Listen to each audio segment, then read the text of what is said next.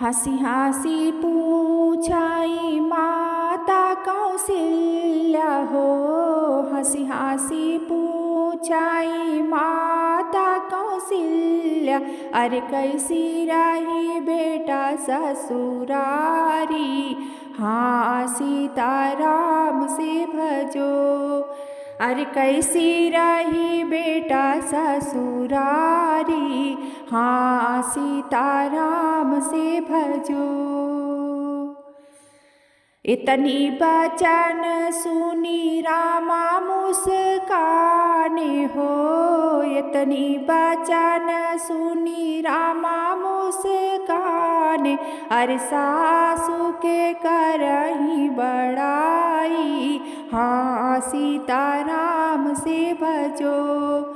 अरे सासू के करही बड़ाई, हाँ सीताराम से भजो। सासू के चरण मैया कितना बखानी हो। सासू के चरण मैया कितना बखानी, अरे ससुर गंगा जल पानी, हाँ सीताराम से भजो।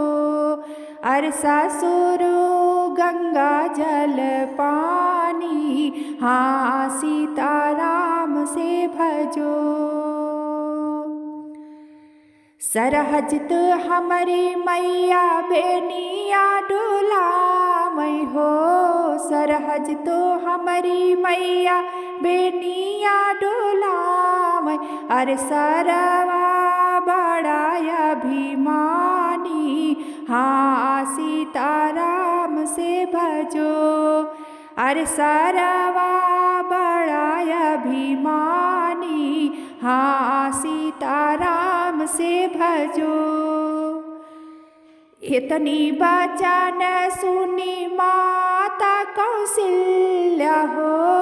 इतनी बचन सुनी माता कौशल्या, अरे मन ही मन मुस्कानी, हाँ सीताराम से भजो। अरे मन ही मन मुस्कानी, हाँ सीताराम से भजो। अरे 9 महीना बेटा मोरी को खीरहेला हो।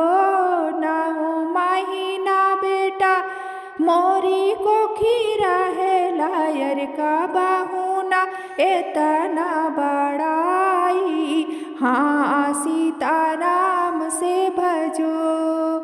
हर कबहुना इतना बड़ाई, हाँ सीताराम से भजो। एक ही रात बेटा गईला ससुरारिया हो। एक ही रात बेटा गईला ससुरारिया, अरे सासू के ये तनी बड़ाई, हाँ सीताराम से भजो। अरे सासू का ये तनी बड़ाई, हाँ सीताराम से भजो। इतनी बचन जब सुने श्री राम हो। इतनी बचन जब सुने श्री राम, अरे मन ही मन सकुचाने, हाँ सीताराम से भजो। अरे मन ही मन सकुचाने, हाँ सीताराम से भजो।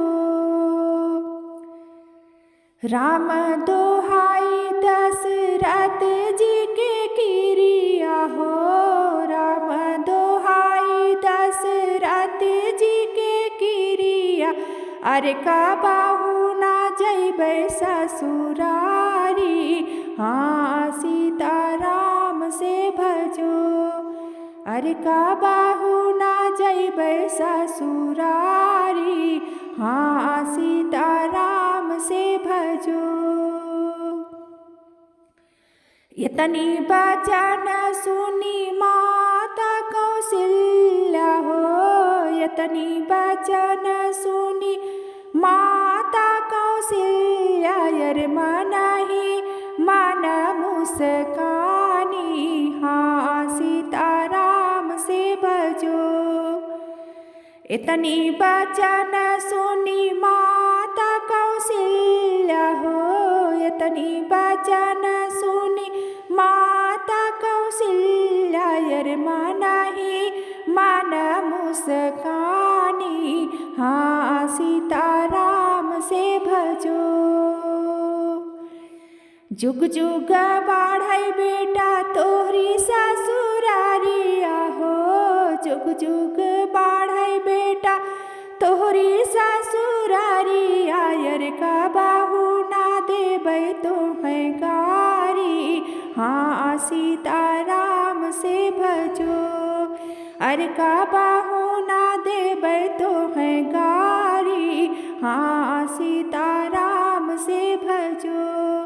अर कबहु ना देबै तोहै गारी। हाँ सीताराम से भजो।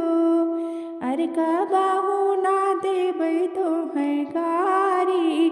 हाँ सीताराम से भजो।